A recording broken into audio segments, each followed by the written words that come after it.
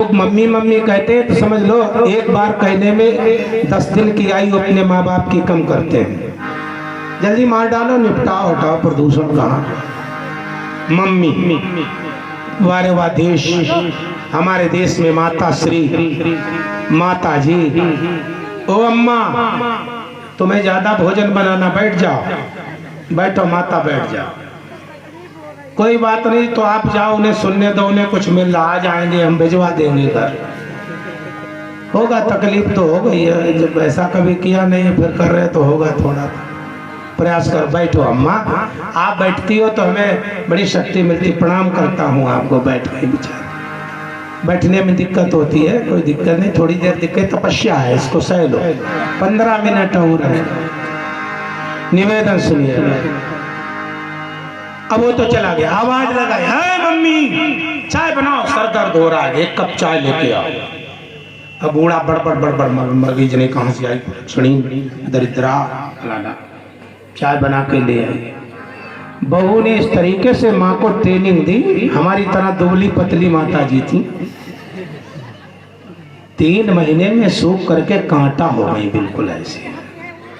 3 महीने के बाद जब आया प्यारे बालक, तो उसने दरवाजे पर एक बैठी हुई बूढ़ी डोकरी को देखा। सुन लो, तुम्हारे फायदे की बात बता रहा हूं। बूढ़ी वृद्ध माता को बेटे देखा, ध्यान नहीं दिया, अंदर गया, पत्नी से कहा माँ कहाँ है, मम्मी नहीं दिख रही। उसने कहा तुम्हारी मम्मी जब से गए हो ना, इतना दिमाग खराब हो गया है, दिन में कभी घर में पैर नहीं लगता, ना समय पर भोजन, ना समय पर चाय नाश्ता, ना समय पर सोना, दिन भर इधर से उधर तक घूमती रहती है, कहीं घूम रही होंगी। तब तक माँ भी अंदर आई। माँ की दशा देख के बच्चा समझ गया कि माँ पे विपत्तियों का पहाड़ टूट पड़ा है। सुनना ध्यान से। बालक ने सोचा, दिमाग लगाया, क्या किया जाए। एकांत में जब माँ बेटे दोनों मिले, जी भर के रोए। माँ ने सारी स्थिति बताई, बेटा अगली बार जब छुट्टी से वापस आओगे तो मुझे जिंदा नहीं पाओ, ठहरो माँ, उपाय करता हूं। रात में दोनों सोए। माँ को बहुत बढ़िया समझा के बालक ने कहा, माँ सुबह मैं उठूंगा और तुम अपने कमरे से उठना, आंगन में झाड़ू लगाना, मैं झट से झाड़ू पकड़ूंगा, तुम कहना मैं लगाऊंगा, मैं कहूंगा मैं लगाऊंगा, तुम कहना मैं लगाऊंगी। शोर मचा मचा के इतना मचाना कि ये जग जाए। कुंभकर्ण की बुआ, ए मेरे भाई, हाँ आजकल बड़ा सोने का लोगों को महाराज जो है, इतना सोने का जायका पड़ा हुआ है कि समय का कोई ज्ञान नहीं हिंदुओं को। ईमानदारी से बताएं, किसी भी मस्जिद का प्यारे अलार्म बजता है 4:45 बजे, 4:45 बजे मस्जिद से अजान बोली जाती है, ला इलाहा मुहम्मद रसूलुल्लाह, 4:45 से 5 बजा होता है। अगर टाइम घड़ी मिलाना है तो पास में कहीं गुरुद्वारा हो तो मिला लेना। ठीक 4 बजे वहां ग्रंथी बोलता है, वाहेगुरु जी का खालसा, वाहेगुरु जी की फतेह। खड़गेसर में कई बजे, बोलो बोलो बोलो बोलो। तुम्हारे घर की तो बात ही छोड़ दो। निवेदन आप सभी से है, बहुत ध्यान से हिंदू, तुम कितना पीछे चले गए हो, ये दर्द मैं पहले आज तुम्हें सुनाने आया हूं। निवेदन, माँ ने जैसा जैसा बताया बेटे ने वैसा किया। सुबह उसी के कमरे से शुरू किया, खर खर झर झर झाड़ू लगाना शुरू किया। बालक जग गया, झट से झाड़ू पकड़ा, अरे माँ छोड़ो, ये मैं लगा लूंगा। माँ ने कहा बेटा तू 4 दिन के लिए आया है तो उसे झाड़ू लगवाऊंगी लाल, मैं लगा लूंगी, नहीं मैं लगाऊंगा, मैं लगा लूंगी मैं। अरे इतना शोर मचाया, आधा घंटे जब दोनों का गला सूख गया तो रजाई मुंह से हटी, आवाज आई, अरे क्यों शोर मचा रहे हो, मेरा सर दर्द कर रहा है, बात क्या है। तो बेटे ने कहा, ये माँ झाड़ू लगा रही है इस अवस्था में, तो मैं कह रहा हूं कि मैं लगा लूंगा झाड़ू, आप रहने दो माता। माता जी कहती, नहीं बेटा तू 4 दिन के लिए आया, तुझसे झाड़ू नहीं लगवाऊंगी, वैसे भी सीमा पर खड़ा रहता है। तो बहू ने कहा, इसमें समस्या क्या है। समस्या का समाधान मैं बताऊं? बोले हाँ बताओ। बोले एक दिन माँ लगा ले और एक दिन बेटा लगा ले, जब तक तुम यहाँ रहो एक एक दिन दोनों झाड़ू लगाओ और फिर रजाई के ऊपर। ये हालत है आजकल के प्यारे समाज की।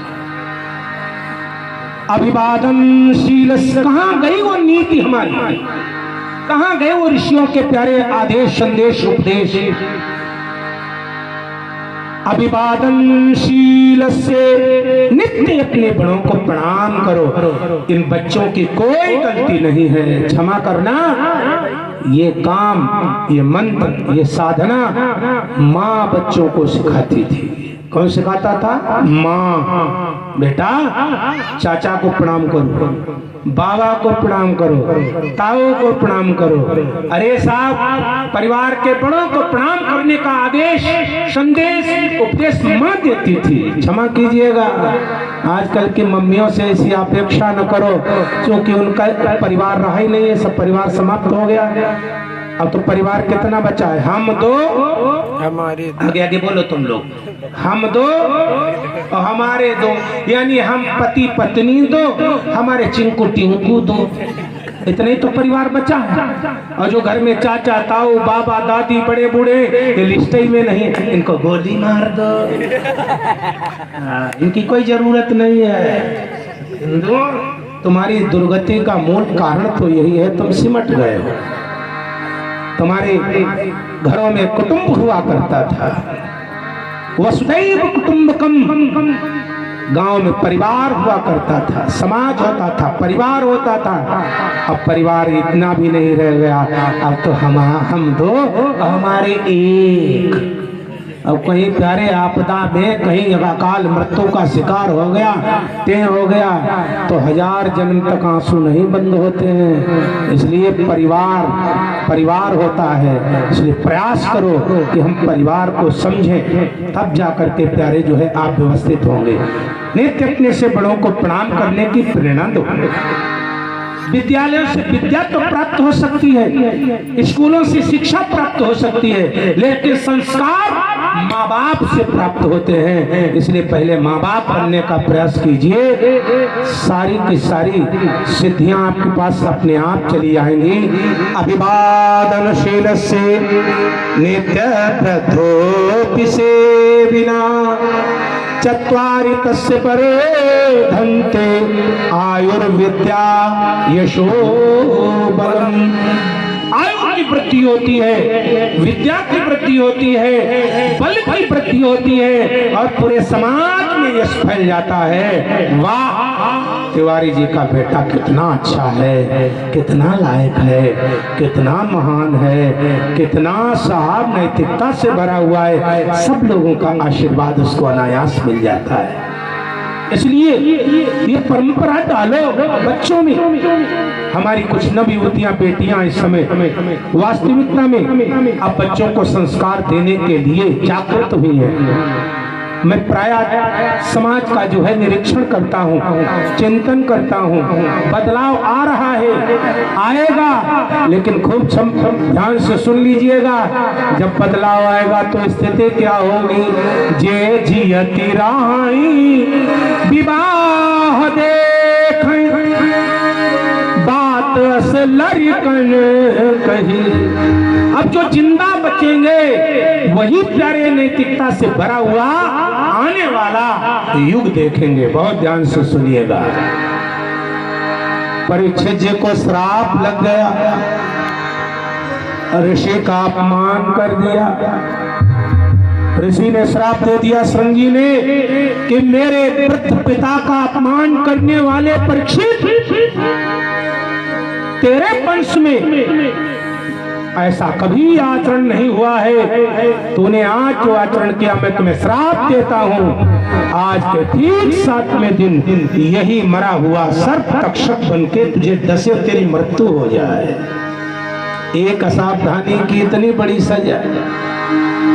जिस समय मेरे भाई शमीक ऋषि श्रृंगी के पिता श्री जगे समाधि से सारा घटनाक्रम जाना, रो पड़े। श्रृंगी, ये तूने क्या किया? तू नहीं जानता है इसमें परीक्षित का तनिक भी दोष नहीं है। अरे जिनके पूर्वजों ने धर्म के लिए कई कई बार अज्ञातवास वनवास झेला है, लेकिन अधर्म पर पद नहीं रखा। आज तुमने उस वंश परंपरा के इकलौते राजा को शाप दे दिया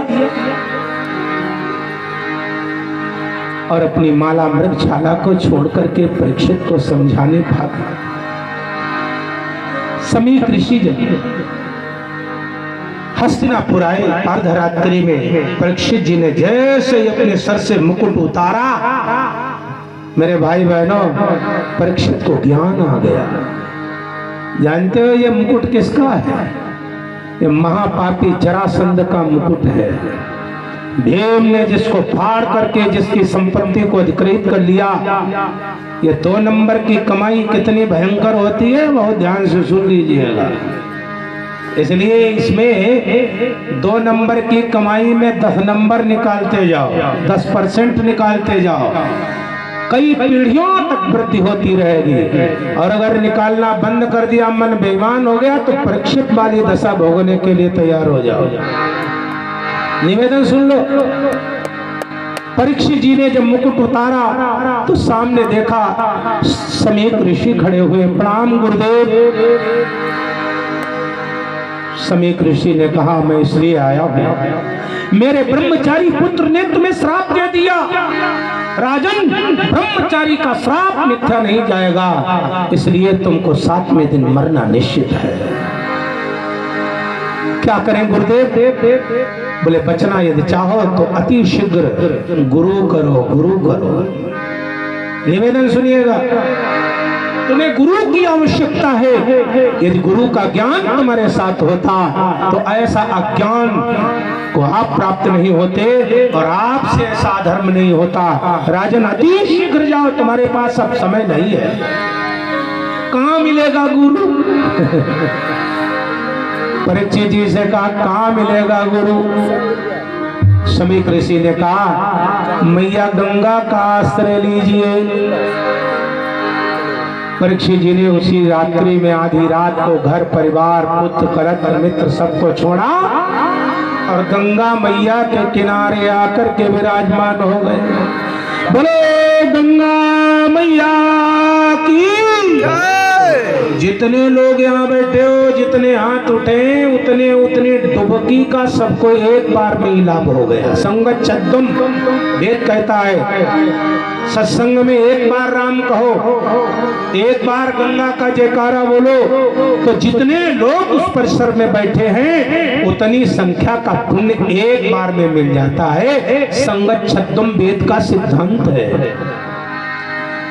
आधी रात को परीक्षित जी अपना घर परिवार राजपाट पुत्र और पत्नी को छोड़ करके गंगा के किनारे बैठे हैं। हाँ, बैठे कहाँ पे? इधर भी मुर्दे जल रहे हैं, इधर भी मुर्दे जल रहे हैं। अब बीच में परीक्षित जी बैठे, देखा परीक्षित जी को ज्ञान आ गया और क्या बोले, बस एक बार सब लोग बोलिए।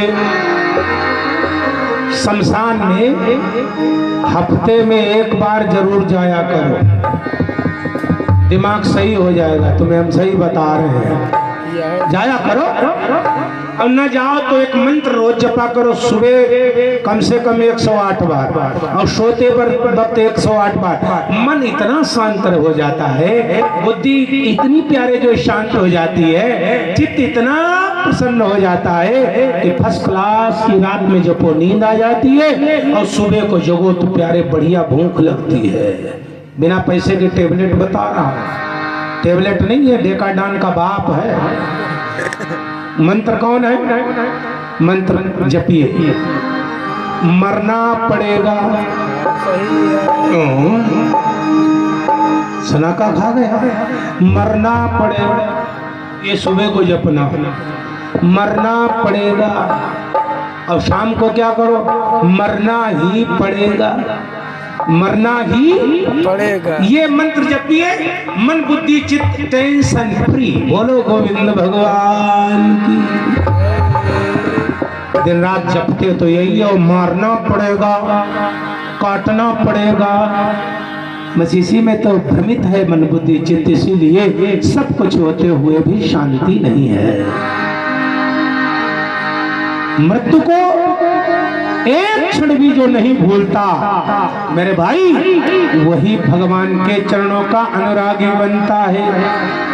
दो बातों को भूल मत, अरे जो चाहे कल्याण, नारायण एक मौत को और दूजे श्री भगवान।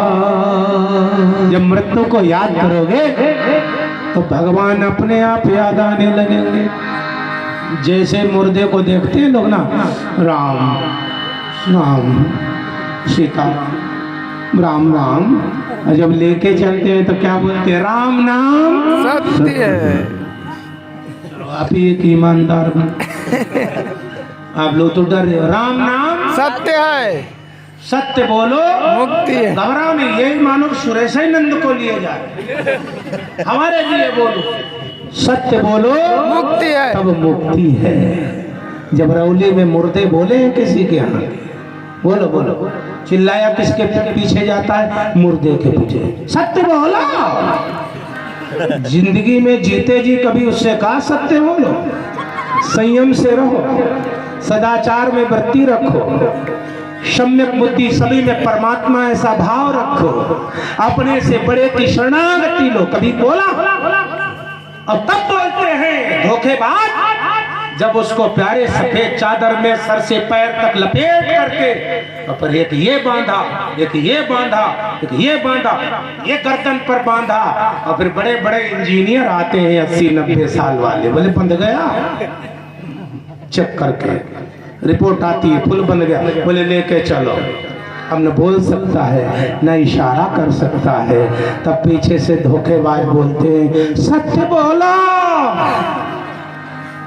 और कहीं शमशान में एक बार गला का फंदा ढीला हो जाए, बोल पड़े राम राम, हमें नहीं लगता वहां एक आदमी बचेगा। भूत भूत कह के लोग घरों में बिल में घुस जाएंगे। इसलिए मेरे भाई बहनों, जीवन में सत्य बोलो। जीवन में जब तक जीवन है शरीर में, तब तक संयम करो, सदाचार में वृत्ति रखो। जब तक जीवन में शरीर में प्राण है, तब तक मेरे भाई बहनों, सम्यक बुद्धि सभी में मेरा परमात्मा बैठा हुआ है। क्षमा कीजिए, आज इस भाव की बड़ी कमी हो गई है। परीक्षित जी ने देखा इधर भी मुर्दे उधर भी मुर्दे, अब परीक्षित को ज्ञान आ गया। बस 2 लाइनें सुनो, क्या आया? किसी दिन खाक के अंदर बड़ी बड़ी सुंदर सुंदर बॉडियां शरीर आते हैं, अग्नि भगवान सबको चबा चबा करके राख बना देते हैं।